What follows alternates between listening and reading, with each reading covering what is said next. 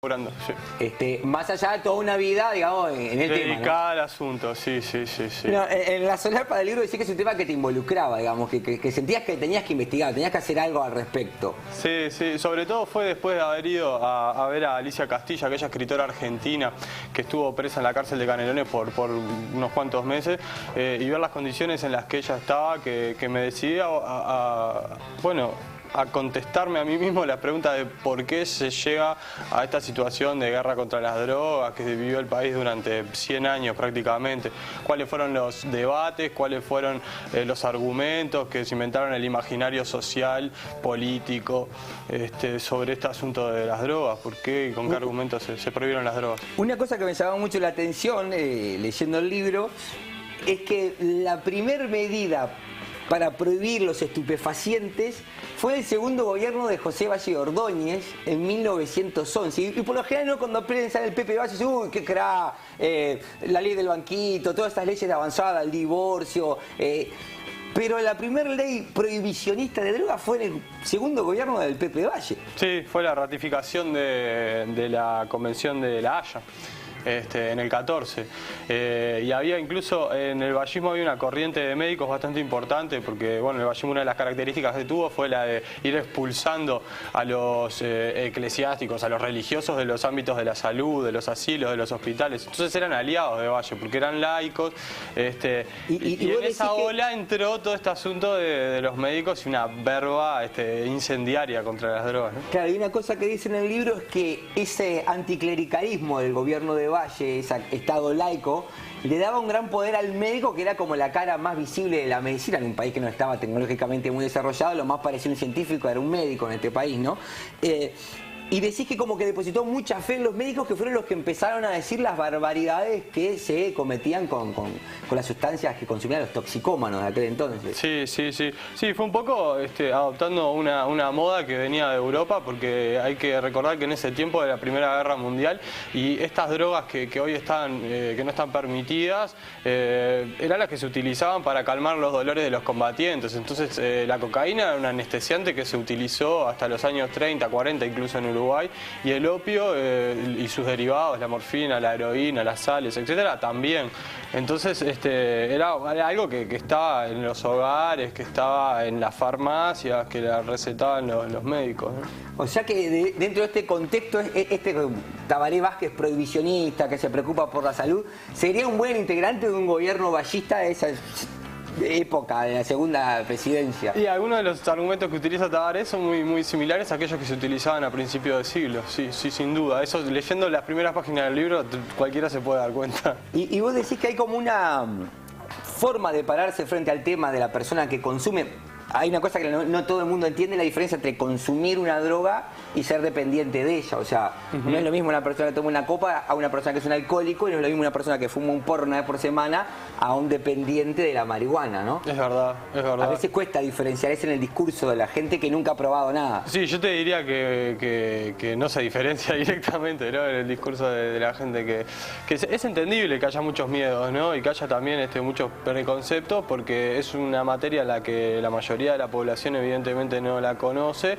Se ha trabajado muy poco investigando este asunto, y cuando se ha investigado por parcelas, entonces se ha fragmentado mucho el asunto.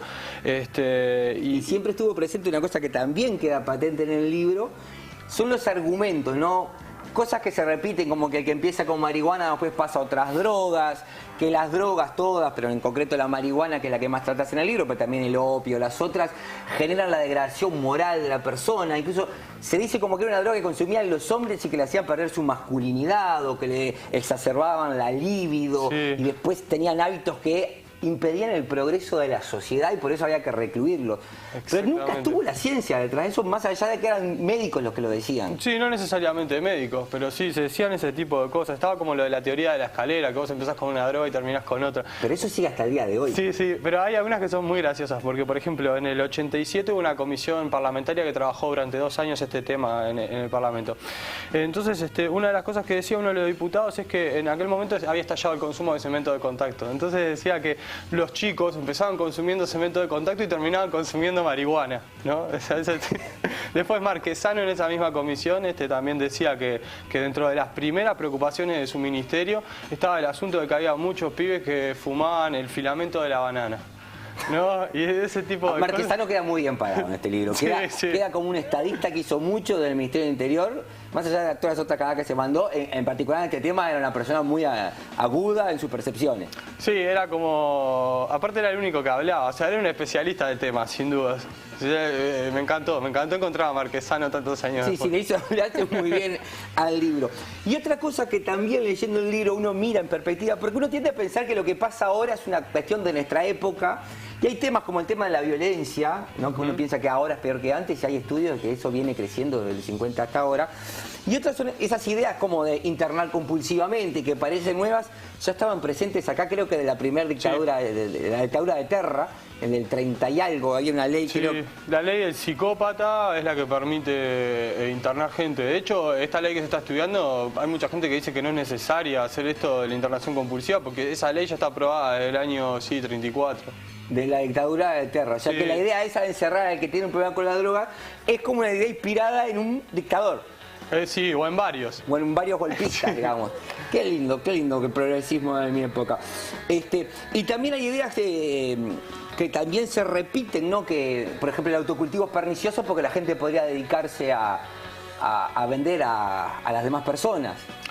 Sí, pero de hecho ahí hay un gran asunto, porque por ejemplo en la época de la dictadura ya Adela Reta, y me dan ganas de pararme para nombrar a esta señora, decía que el autocultivo era un acto preparatorio de una conducta impune. Así traduciendo un poco, las leyes en Uruguay desde el año 75 de la dictadura autorizan el consumo personal, pero no nos dicen cómo llegar a esas drogas. Entonces Adela Reta decía: este acto, el de cultivar, es un acto preparatorio de ese consumo que no pena la ley, ¿no? Claro. Entonces, han habido otras teorías, ¿no? No solamente la mano dura.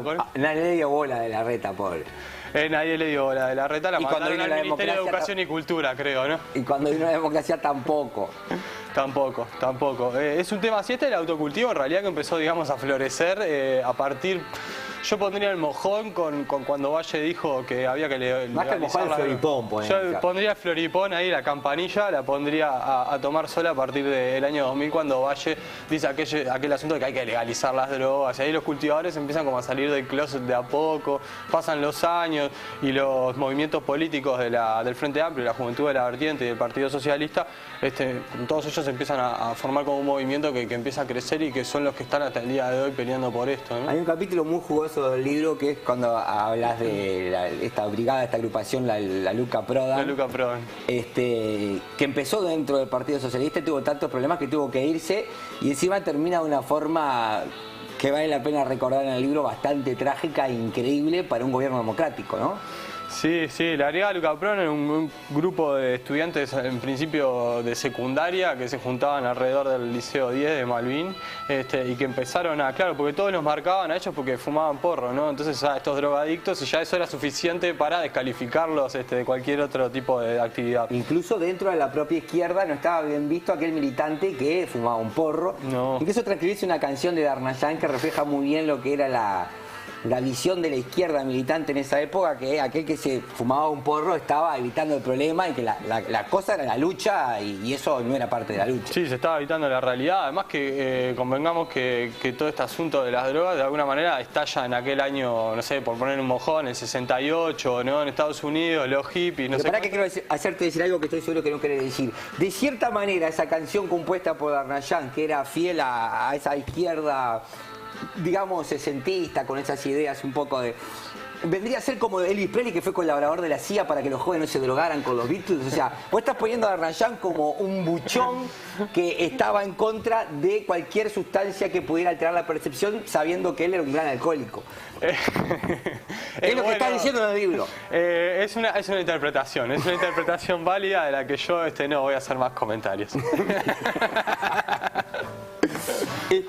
En el libro también hablas de ese fenómeno que viene con esto de la prohibición, con la desinformación, que son esas clínicas donde se ofrece el servicio de desintoxicar a ese adicto a las drogas. Y decís que ese fenómeno surge por una desatención del Estado, que incluso en los centros donde podía alguien ir a tratar de desintoxicarse, accedía a la propia brigada de narcóticos y obtenía los datos y después te perseguían. La verdad, es uno de los capítulos más tristes del libro.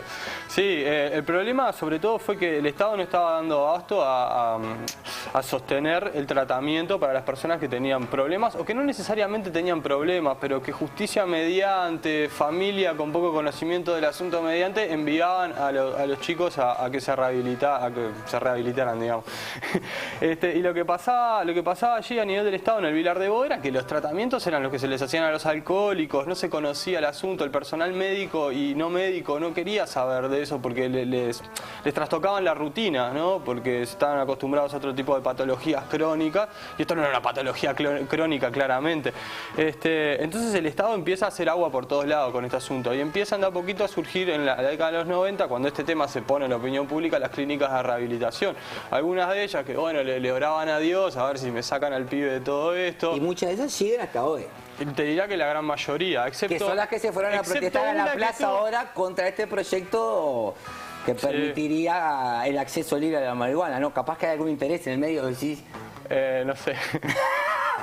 Siguen todas excepto una que era Engelmacher, que tuvieron un problemita en Francia porque se ve que al responsable Engelmacher le gustaban un poco las chicas y los chicos preferentemente chiquitos y le cerraron el negocio en Francia y bueno, después se fue cerrando. Pero te diría, todas las otras siguen hasta el día de hoy. Bien, yo recomiendo este libro porque es un gran compendio de esfuerzos inútiles por detener algo que sigue sucediendo y encima donde vos lo decís, incluso donde siempre se apresaba más de la gran cantidad de gente que caía a la justicia por drogas, la mayoría era gente que tenía para consumo personal o pequeñas cantidades y nunca los grandes narcotraficantes, salvo después cuando viene el gobierno de Tabaré Vázquez, que cayeron algunos, pero las cárceles están saturadas, aunque sea nomás para que no vaya tanto gira a la cárcel, habría que no hacer tanto problema con esto.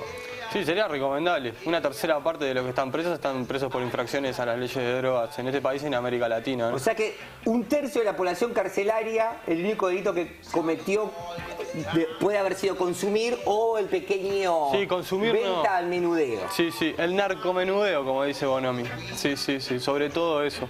Y es claro que hay que hacer algo, porque no solo por el tema de las ¿Cuántas veces te pusieron esta canción en las notas que has tenido? No, en todas. Les agradezco por ponerla una vez más porque... Se nos fue volando el tiempo, Guille. Yo recomiendo el libro y tengo la esperanza de que sirva para que alguien, viendo en perspectiva lo inútil de esta lucha, diga, bueno, acompañemos esto y hagamos algo una vez. Sumémonos a los inútiles, digamos. Bien. Guille, suerte y muchas gracias.